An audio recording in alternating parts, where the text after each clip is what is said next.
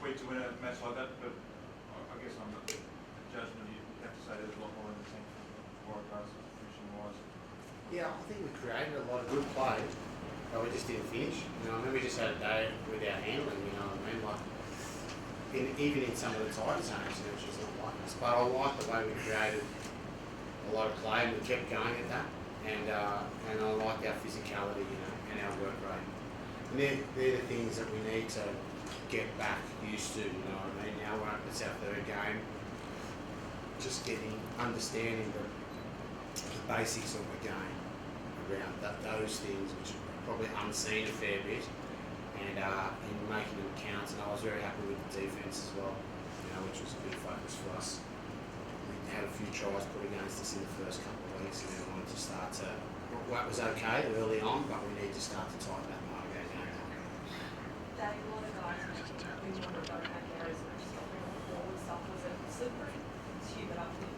Yeah, a combination of things. I think wet ball, you always get that this time of year up here. Probably a little bit too excited to get the ball and play at the line. I think we probably could have been a bit deeper as well, and they were getting off the line and putting pressure on us. So you combine those three things, creates a pretty tough environment. We probably didn't adjust as well as I would have liked throughout the match in terms of holding a bit more depth and giving ourselves a bit more chance to play with the ball before we got to the line. But as Czech said, I was pleased that we kept having a crack. We just got to be probably a bit sharper, a bit smarter in that area. Pleased with the scrum? Oh, yes and no. I think, again, there's some good stuff, but too many collapses. I'd like to say it wasn't our fault, but you never know. And I think we've spoken about, no matter what, just keeping the scrum up and really going through the opposition. I think there's way too many resets tonight, and I think we'll look at that and see where we can improve it. Michael, what do you make of the team changes? The who, sorry? The team changes in the Reds with the shuffle. Well, no, I suppose we didn't really. We've been focusing more on ourselves, you know what I mean? I know there was some talk about James and playing 10 and all that, but we really just tried to look at what we were doing, you know, and hope that we could impose ourselves on them in that way, you know. I think Nick Frisbee's doing a really good job for them as a halfback playing 5'8". So, I suppose we didn't really, you know, pay much attention in that regard, but they're not having a lot of luck with injuries, obviously, and that can only affect you. Michael, Curtly Bill seems to be having a bit of a field day against Queensland the last two seasons. He seems to, even in a game with a lot of poorish handling, he's able to really see the right space there to get that final try happening. Other good things in the game. Yeah, well, they're working well together, those lads, and you could see they tried to take the ball back on the inside a few times when the game was quite lateral. I think when we also refer to, there was a lot of drop ball, but we made a lot of passes in that game. Our halfback has probably passed, the two combined have passed the ball well over 100, 110 times. We're going to stay, I suppose, if we do that, like we just by the volume, but I'm keen for them to keep pushing that and keep pushing it and get used to doing it under pressure. You know, I mean, far too many tonight, but I think that's something we got to keep working on because we want the ball movement. But Beale is when he has good preparation weeks, like he has in particular the last 2 weeks, he's very clear about what he needs to do for the team. When he does that, he usually performs well. So you say 110 times? I'd say the halfback, then the number 9, you know, probably around the total is going to be around 100, 110 times. It's a lot of passes, so that means there's a lot of ball transfer in the game, you know. So. How are you feeling after 3 games now? What are you taking out of it? Yeah, we're edging our way back to a bit of form. Not a bit of form. I don't think we're out of form. I just think we're rebuilding the trust amongst the team. You know, like a bit of, you know, everyone getting back to. I suppose the start of the season I left it a little bit on purpose to see how much of last season we've brought forward mentally, you know, and now I can see that part unfolding. There's certain areas we definitely need to improve on, but more around our mental preparedness for the games and what they're going to bring and what the things that we value in our game and making sure we bring those to every game. And then, you know, that can maybe get us through days when we drop the ball a lot like today, or we lost a few lineouts too, you know what I mean? Those values that we have in our game can get us through those things if we're doing them right. So as we're slowly building trust, you know, I think the run of away games has suited us, to be honest, after the first one. I know that we can probably thank the World Cup of Cricket for that, but we've got another one next week over at Dunedin. It's going to be a massive challenge after their win at the Chiefs. But I think we're looking forward to those. The 3 road trip games have been good for us. Get away and just focus a bit more on the footy. And Michael, are you disappointed for missing the bonus point in a tight competition like the Super 15? You obviously want to get the maximum points, but I know how difficult it is to win here for anyone. After round 1, when the Reds had a problem down in Canberra, everyone thought they were going to lose to the Force, and they came and won. They've got a lot of injuries, but they've got some strong players there, and even with their injuries, they can still put out a very good team. And in the battle of New South Wales, Queensland, to win here, I just like that result. I'm not worried about bonus points. How much does it mean to you to have hitting the wood on Queensland now 3 in a row? Yeah, I don't believe in the whole wood thing. You know what I mean? It's just the next game. I can already see the next.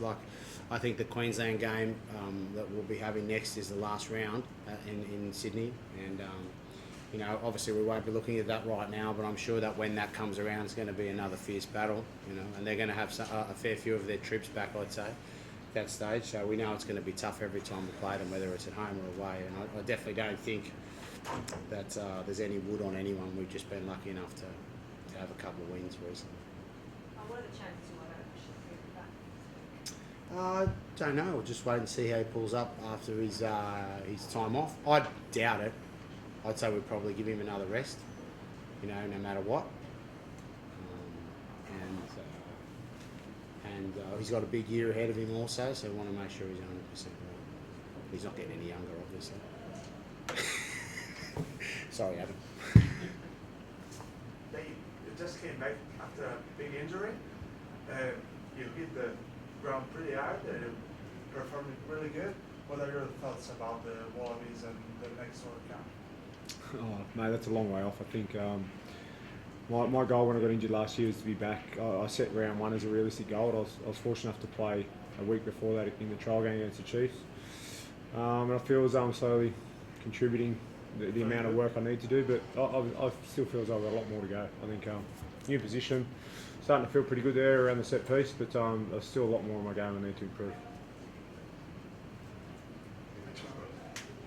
All right, thank you. Thanks.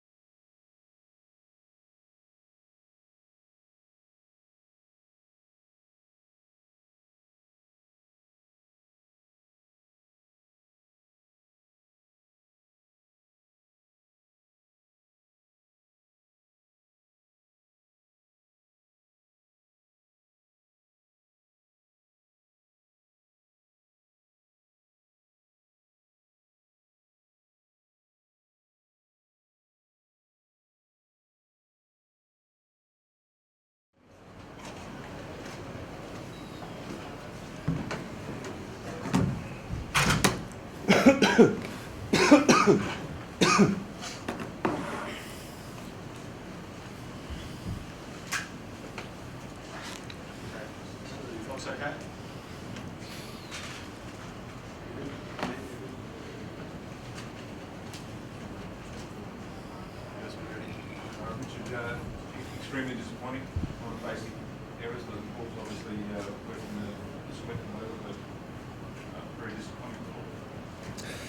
Jimmy, there are probably three areas of the game there. Obviously, we're under a bit of pressure early at scrum time, and the opportunities they got field position on the back of that. But as you say, we didn't hold on to the ball for long periods at all, and even though we were able to force turnovers from them, we weren't able to capitalise and really make anything of those turnovers. And then the other thing, mate, I just think we missed too many tackles. And, you know, if we didn't miss the tackle, there are times there where they were able to offload out of the tackle. The second man wasn't effective enough. And, you know, that allowed for a little bit of continuity. So, yeah, mate, certainly disappointed with those aspects of our game. For that to happen on what is traditionally one of the biggest nights of the year, I mean, does that make it even more disappointing that those things weren't executed?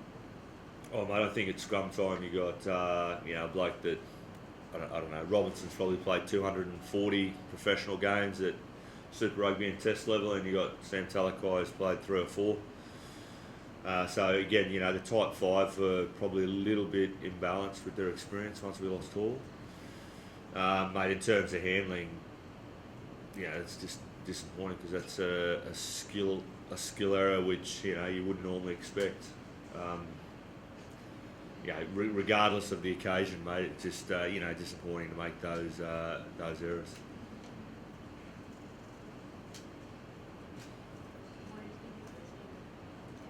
What do I think of Frisbee at 10? Yeah, he obviously found it difficult at times, and the longer the game went, the deeper he got. But to be fair to him, he didn't get a lot of opportunities because we couldn't hold on to the ball past 3 or 4 phases. So yeah, I'm really pleased with him. To be fair, because yeah, we've had that many changes in the backs. The only 2 constants had been Genia and Kurudrani over the first 3 games. And at some point you've got to settle on a back line. So I made a very conscious decision when James O'Connor didn't train on Monday to say, okay, this is going to be the back line, and we're going to stay with this back line for the next couple of weeks and give them an opportunity to get better together. And Quade will be back in about the Lions game, which is 2 more games away. So I had a really clear plan in my mind. I'm going to stick with it at this point in time, and I have no criticism of Nick whatsoever because I asked him to do a job, and yeah, he did what I asked him to do. You don't feel that standing that deep just means the game line is so hard to achieve? Yeah, I do, mate. Yeah, and that's something that we've been working with. Just he's not a 10 naturally. He's a footballer, very good footballer, but his natural position's a 9. And you know, for him, the one thing we've worked on over whatever period of time where he's been in that position has been his spatial awareness, his depth and his width.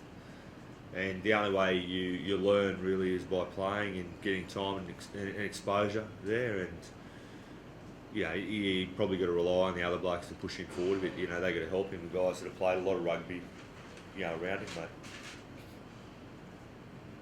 James, another knock tonight. Can you give us an update on your condition and also on? Yeah, Jim, it wasn't a head knock. It was more of a stinger, neck stinger. So I don't really have much movement to the right at the moment. So I'll go and get an X-ray after this, and I'm pretty confident. You know, should be fine. With Lockie Turner, you know, he copped obviously a pretty big hit. I saw him in the change rooms earlier on. And he's up and around. He seems alright. It's obviously it's not what you want to see, but the good thing is his welfare is good. I suppose you'd have to say that the Waratahs forward did out-muscle you, which was an area that you were trying to impose on them. Yeah, look, when you're coming into this game, they were going to be physical. I said it all week. The disappointing thing is we didn't live up to the standards we set ourselves. That's both in set piece and in general phase play. Thought they won the collision tonight, and that you know, as we spoke earlier, that pushed our backs further and deeper in, which was really hard to get that advantage line. So you got to give credit where it's due, and I think the Waratahs played well more. It seemed like there was like a lot of errors on the Waratahs and you guys, so feel like it could have gone either way. Do you think maybe the fact that there was a change in the team that affected the players?